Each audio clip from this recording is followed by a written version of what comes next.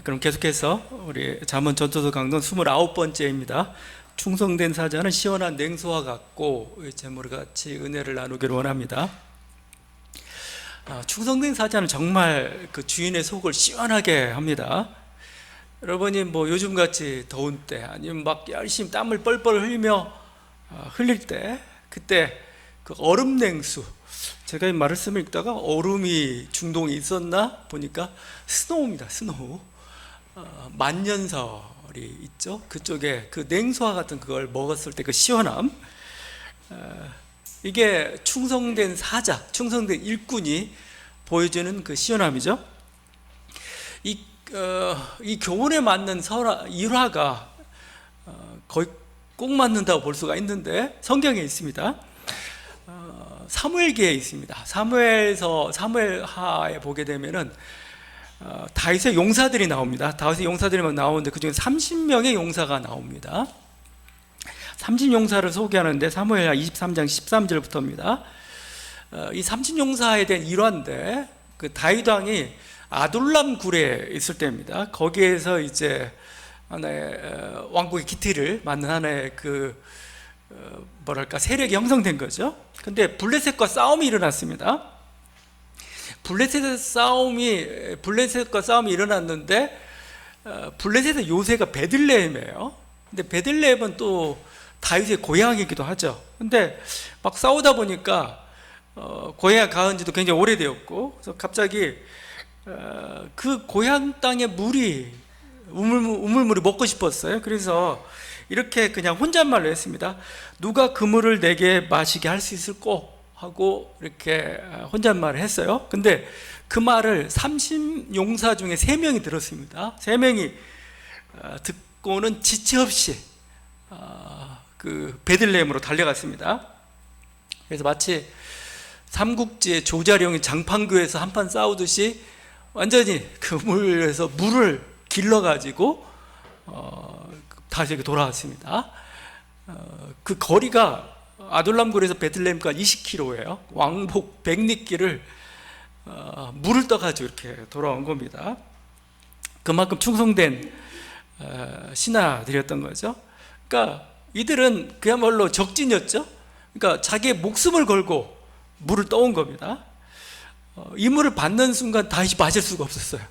정신이 번쩍 들었죠. 그러면서 또 한편으로는 자기의 괜한 쓸데없는 그런 어떤 욕심 때문에 소중한 용사들을 또 잃을 뻔했죠. 그래서 이렇게 얘기합니다. 이 물을 마시지 않으면서 나를 위하여 결단코 이런 일을 하지 아니하리니 목숨 걸고 갔던 사람들의 피다. 얘기하죠. 그냥 피인 거죠. 그러면서 여호와께 바칩니다. 정말 이게 충성된 신하의 모습이죠. 그게 정말 얼음 냉수와 같이 어떤 시원하고 감동시켰을 겁니다. 그러니까 다윗은 이제 사울이 초대 왕이죠. 사울 왕조를 대신해서 통일 왕국을 이뤘습니다. 통일 왕국을 어떻게 이뤘겠냐? 혼자 가지고는 안 되는 겁니다. 대부분 어떤 위대한 왕국을 건설한 사람들은 그가 함께하는 사람들이 있습니다. 충성된 신하들이 있었어요. 같이 해야 이렇게 성공을 합니다. 이번 주 다음 주 개봉하는 영화 중에 오디세이아가 있습니다. 오디세이. 근데 오디세이는 끝까지 보게 되면은 그냥 한 명의 영웅이에요. 그냥 자기 이제 트로이 전쟁에 이기고 돌아올 때는 배 한 2척인가 함선을 데리고 돌아오는데 고향 땅에 돌아올 때 혼자 돌아와요. 혼자 무사히 귀환해서 하는 개인적 영웅입니다. 근데 오디세이아 맞은편에 다른 또 하나의 고전이 있는데 그게 그 아이네이스입니다. 아이네이스는 로마의 건국기입니다. 로마에. 그래서 트로이 전쟁에 패했던 그 트로이 세력이 로마를 건국해요. 근데 아이네이스가 올 때는 거기는 일행이 옵니다. 함께 옵니다. 우리가 와요.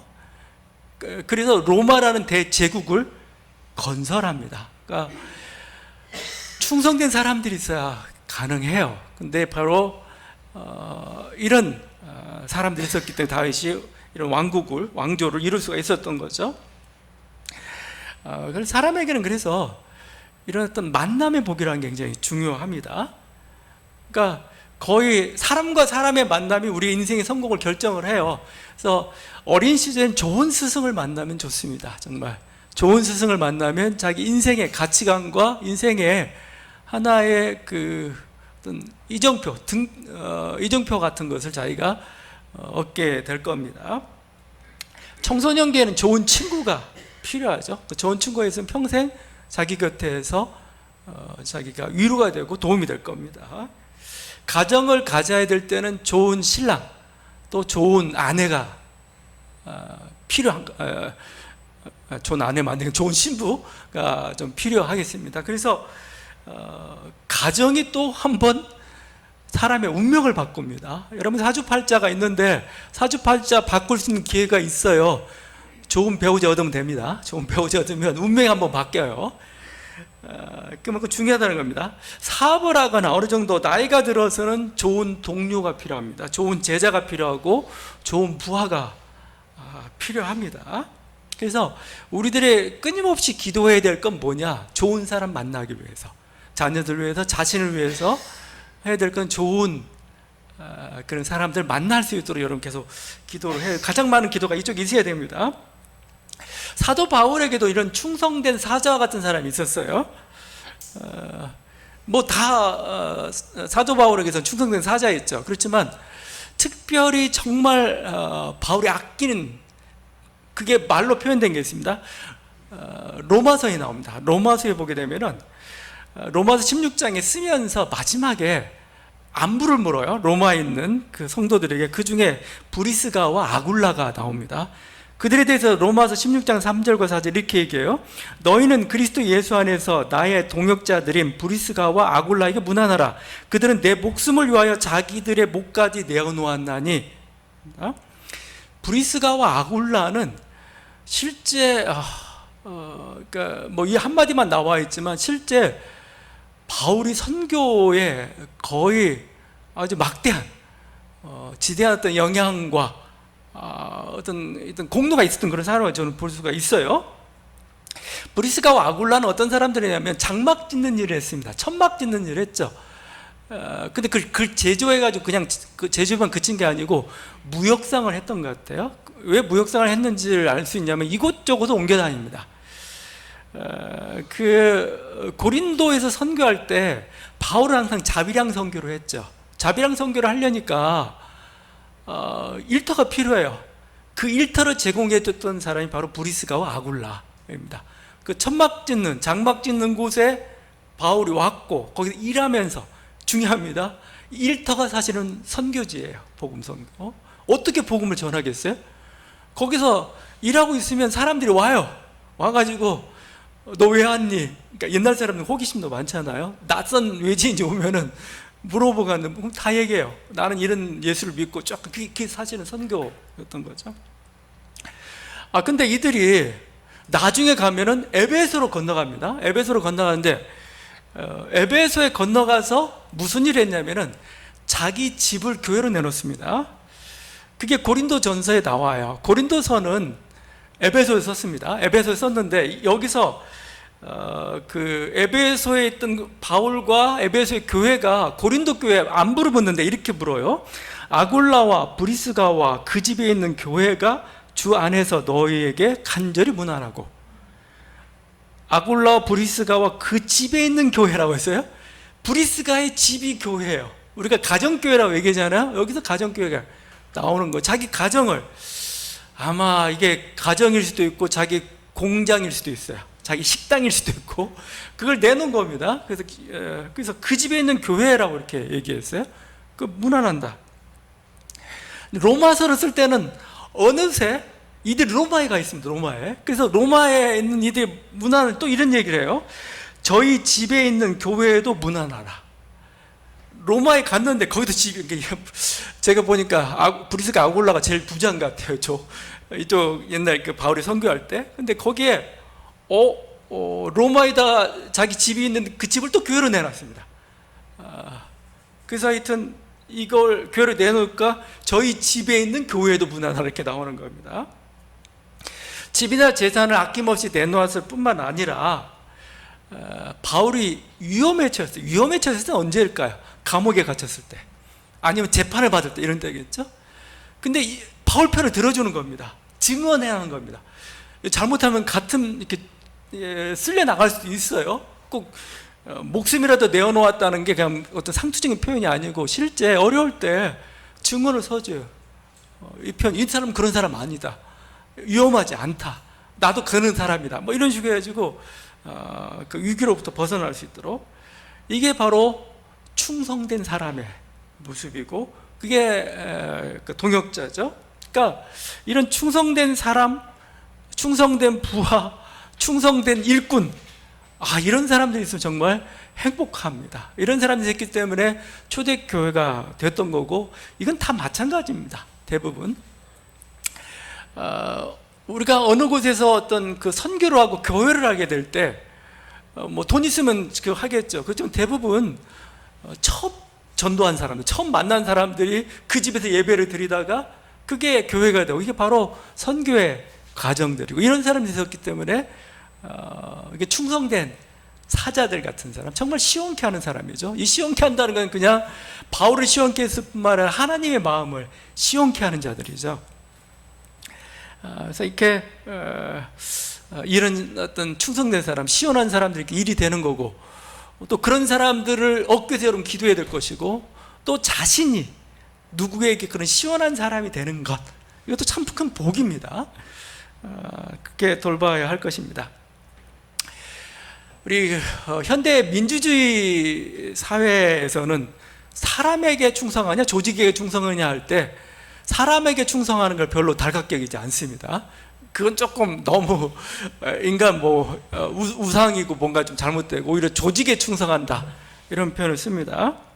아니면 건재놨던 이념, 국가, 이거에 충성할 수 있지만 사람에게는, 그러니까 국가에 충성할 수 있지만 대통령에게는 충성 못하겠다, 이런 거죠. 왜 그럼 대통령이 충성하느냐? 국가를 대표하기 때문에 충성하는 거다 이렇게 하겠죠. 자, 근데 이건 말뿐입니다. 실제 일을 하는 건 사람이에요. 주국의 애국심과 그걸 일으키고 인도하는 사람은 대통령 한 사람을 통해서 구현되고 있어요. 한 조직이라고 할 때 그 조직은 결국 리더가 어떻게 이끌어 가느냐, 그거예요. 그래서 충성은 조직이 한다? 아니요, 사람에게 해야 됩니다. 사람에게 해야 그 조직이 실제적으로 구현이 돼요. 그러니까 이게 정말 어떤 정의나 아니면 원칙에서 너무 벗어났다, 그때는 따를 수는 없겠지만, 정말 조금 작은 거라면 그냥 무시해야 됩니다. 무시하고 사람에게 충성하는 게 한 조직에서 가장 큰 그 일이 되고, 또 그게 정말 충성된 사람의 모습이라고 할 수가 있어요. 일반적으로 보면은 그 진보와 사람을 진보적 성향, 보수적 성향으로 나눠요. 오늘 이제 진보적 성향이 우리나라에서 어떤 민주당 성향이 됐고, 보수적 성향은 이제 국민의힘 성향이 대표적으로 그렇게 되었지만, 근데 진보나 왜 보수가 결정되느냐라고 했을 때, 진보는 어떤 사람들이냐면 사람보다 이념이나 가치를 더 중요시 여기는 사람입니다. 이념과 가치와 사람이 충돌해요? 사람을 버리고 이념을 택하는 사람들입니다. 그러니까 진보는 자기 가치에 맞지 않으면 사람 버려버려요. 그냥 쉽게 탕 포기합니다. 나 안 지지 않아 합니다. 반면에 보수는 뭐냐? 이념보다는 사람이나 세력을 선택하는 사람입니다. 이념 있고 사람이 있어요. 이념 버려버려. 이념 필요 없어요. 왜냐하면 사람이 자신의 이해를 다 대변하기 때문에 그 세력을 지지합니다. 그러니까 한번 자기 편으로 정하고 나면 죽을 써도 지지합니다. 그래서 국민의힘은 어떻게든 아무리 망가져도 기본 40%는 나와요. 왜냐하면 거긴 이념을 지지하는 게 아니고 사람을 지지하는 겁니다. 그래서 그렇게 된 거예요. 근데 그게 사실 보수가 강한 이유예요. 사람을 지지하는 조직처럼 강한 게 없습니다. 여러분, 우리가 간신배, 아첨꾼 얘기하잖아요. 그들처럼 강한 사람들이 없어요. 그들처럼 성공한 사람이 없습니다. 사람을 붙잡을 줄 알기 때문에 그래요. 사람을 붙잡아야 성공합니다. 그냥 인연만 붙잡고 있으면 나중에 거지 돼요. 거지 돼가지고 남들은 인연밖에 없는 그런 게 돼버립니다. 그래서 진보가 항상 필요해야 되는 게 뭐냐면은, 그렇게 원칙이나 이념에서 그렇게 크게 벗어나지 않으면 사람을 놓치면 안 돼요. 저 사람이 우리 편이었어. 그러면 끝까지 붙잡고 갈 줄 알아야 돼요. 그거 그렇지 않고 조금 틀린다고 에이 버려버려 나 지지 안 하겠어, 그러면 약해집니다.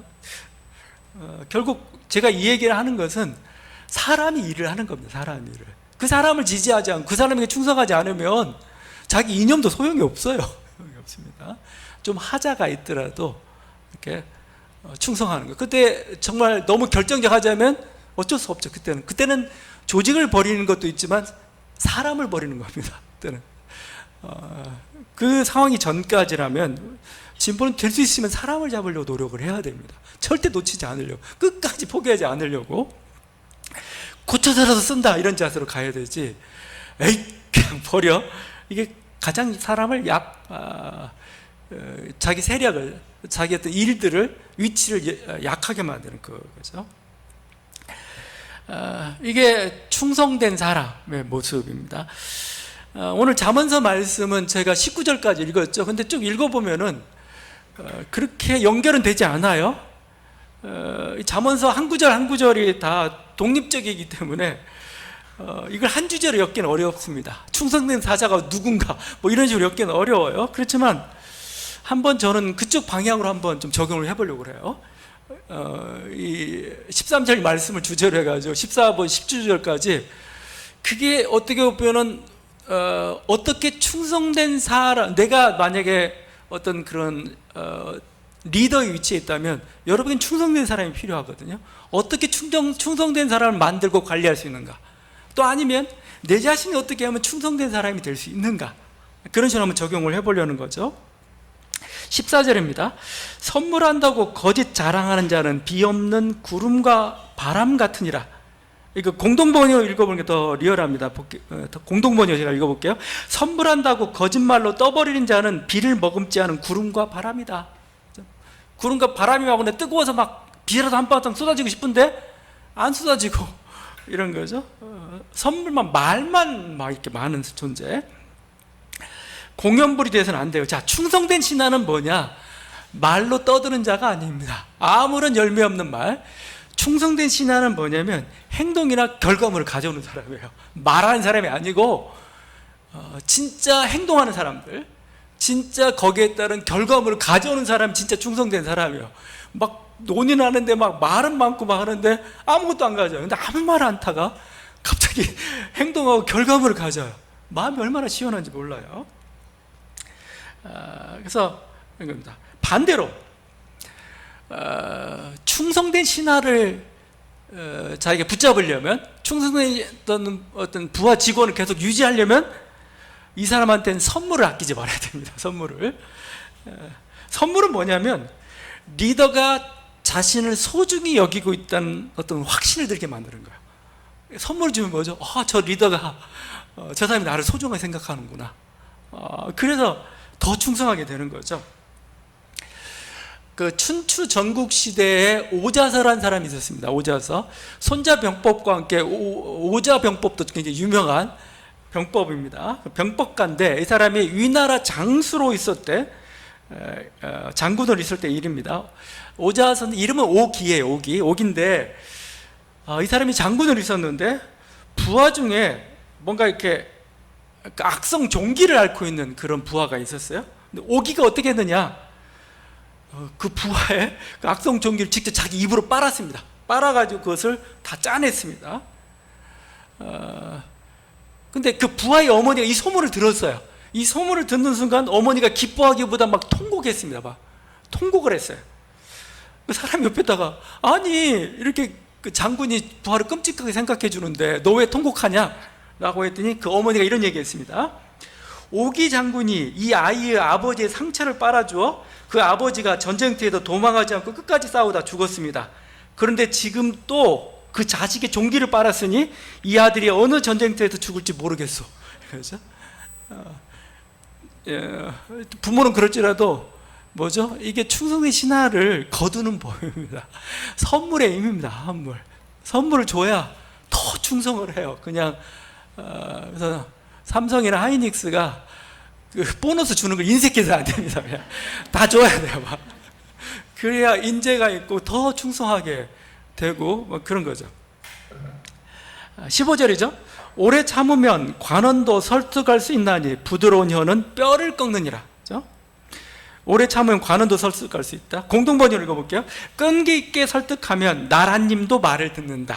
부드러운 혀는 뼈도 꺾는다. 이거죠. 그러니까 이 충성된 신하에게 있어서 중요한 건 꺾이지, 좌절하면 안 돼요. 좌절하면 내 말도 안 듣고 저기 뭐 저러니 몇 개 포기하겠어. 그게 아니고 끊임없이 두드려, 꺾이지 않는 마음이죠. 끊임없이 두드리고 두드리되 부드러운 말로 두드려야 됩니다. 부드러운 말로.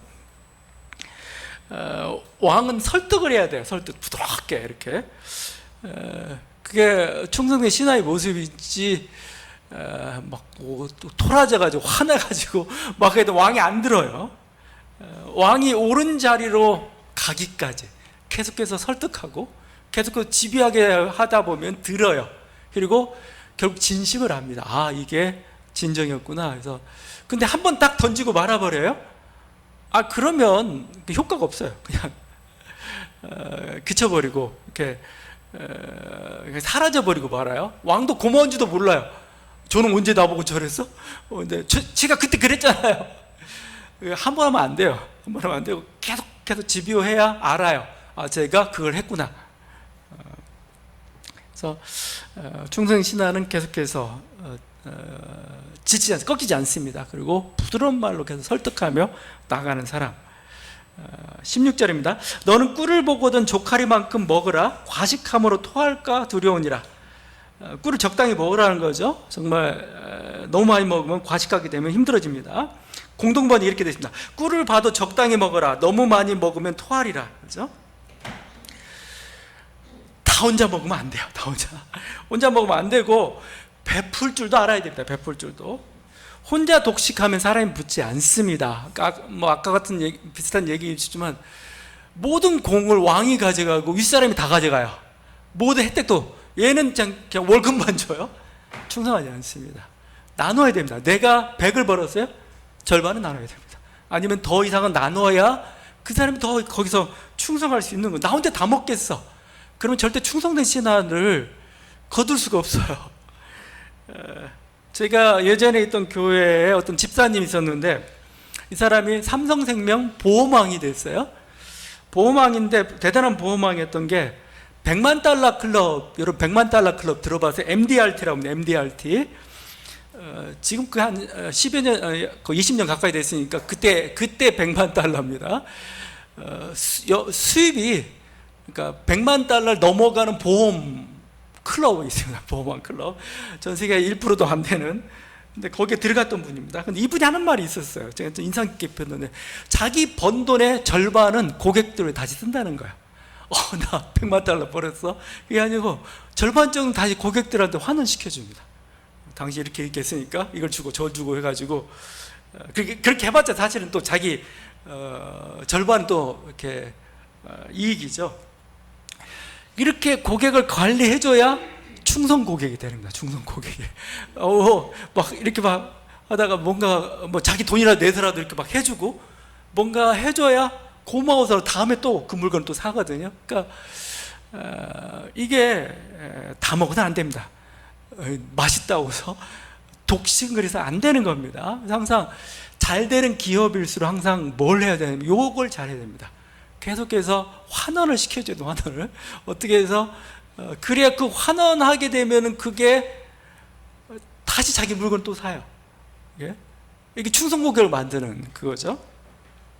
17절입니다. 17절. 너는 이웃집에 자주 다니지 말라. 그가 너를 싫어하며 미워할까 두려우니라. 공동번역입니다. 이웃이라고 문턱이 닳도록 드나들지 말아라. 지겨워서 너를 미워하리라. 뭐 친하다고도 막 이웃집 왔다 갔다 갔다. 옛날 같으면 가능해요. 왜냐하면 거의 뭐 단층에다가 바로 옆집이고 뭐 그냥 옛날 같으면 정말 한양품에다가 그냥 비빔밥 해가지고 같이 먹고 막 그러잖아요. 실제 시골에서는 그런 식이었던 거죠. 자, 근데 물론 그런 공동체성은 좋아요. 자, 그렇다고 그렇게 허물없다고 해서 예의를 놓쳐서는 안 됩니다. 예의를 지켜야 됩니다. 예의라는 게 있어요. 저는 그걸 다른 걸로 표현하지 않고 선이 있습니다. 적절한 선은 지켜줘야 됩니다. 그렇지 않고 막 시도 때도 없이 이렇게 드나들고 선도 없이 막 하다 보면은 이건 관계가 깨집니다. 오히려 관계가 깨져요. 이 선이라는 게 있는데, 선은 항상 안전선과 같은 겁니다. 그러니까 아무리 하더라도 인간이라는 존재는 이렇게 모든 인간도 그렇고 동물도 그렇고 모든 게 자기 선을 쳐놔야 안전해요. 든든합니다. 그래서 항상 두렵잖아요. 인간이라는 존재가 여러분 그렇게 진화사를 쭉쭉쭉 쫓아가다 보게 되면 어디까지 가냐면은 중생대 공룡이 이렇게 판을 치고 공룡이 세상에 우점종이 되었을 때 그 시대에 인간의 포유류의 원조들은 뭐 하고 있었을까요? 거의 쥐새끼처럼 살았어요. 키 얼마 안 되는 땅 속에서 이렇게 항상 항상 경계하고, 그다음에 그래서 귀가 먼저 발달을 했어요. 들어야 되니까. 이렇게 해서 여기서 나온 게 포유류고 인간이고, 그렇습니다. 그래서 선은 중요합니다. 왜냐하면 이 선을 넘는 순간 자기 존재가 위험해집니다. 선이 있어요. 리더는 리더의 선이 있습니다. 왕은 왕의 선이 있습니다. 신하는 또 신하의 선이 있어요. 자기는 왕이라고, 자기는 리더라고서 신하가 해야 될 뭔가 해야 될 일이 있고 권리 같은 게 있는데 이걸 침범하면 안 돼요.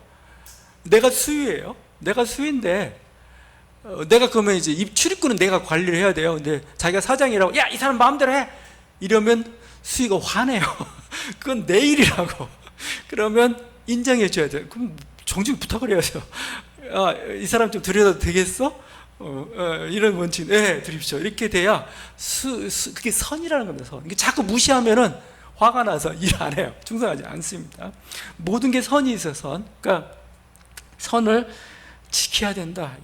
허물없고 열심히 하더라도, 이웃집에 다니더라도 지켜야 될 건 지키면서 하라는 겁니다. 18절입니다. 자기 이웃을 쳐서 거짓 증가하는 사람은 방망이요 칼이요 뾰족한 화살이니라. 이건 공동번역을 한번 읽어보겠습니다. 이웃에게 해가 될 거짓 증언을 한 사람은 사람 잡는 몽치요 칼이요 날카로운 화살. 이 혀는 뼈가 없어요. 뼈가 없지만 사람의 뼈를 부수는 게 바로 이 혀라는 겁니다. 혀가 가지고 있는 놀라운 능력이죠. 그래서 이 말이 놀라운 그 권세를 가지고 있기 때문에 그 리더는 말을 잘 구분할 줄 알아야 돼요. 이 말이 진실된 말인가? 이 말이 질투에서 나오는 건가? 아부의 말인가? 이 말이 지혜의 말인가? 이건 그냥 뭔가 이렇게 어떤 의도가 숨겨진가? 말을 구분할 수 있는 능력이 없으면 충성된 신하를 이렇게 거느릴 수가 없고 함께 할 수가 없어요. 그러니까 이 말을 구분할 수 있는 능력들이 좀 필요합니다. 그래서 아무리 이렇게 지혜로운 말을 하고 도움이 되는 말을 해도 못 알아들으면 그게 인생에 도움이 안 되는 거예요. 인생에 자기 기업에서 도움이 안 되는 겁니다. 근데 막 자기한테 막 아부하는 말만 좋아해가지고 허하다 보면은 언제 어느 순간 자기 망해 있어요. 그걸 이게 진실된 말이고 아니구나, 쓴 말이지만 참되구나, 저 말이 쓰지만 내가 쓰다고서 쟤를 혼내주거나 붙여줘서는 안 되는 거예요. 왜냐하면 얘는 좋은 말을 했고 얘가 있어야 우리 기업이 되니까.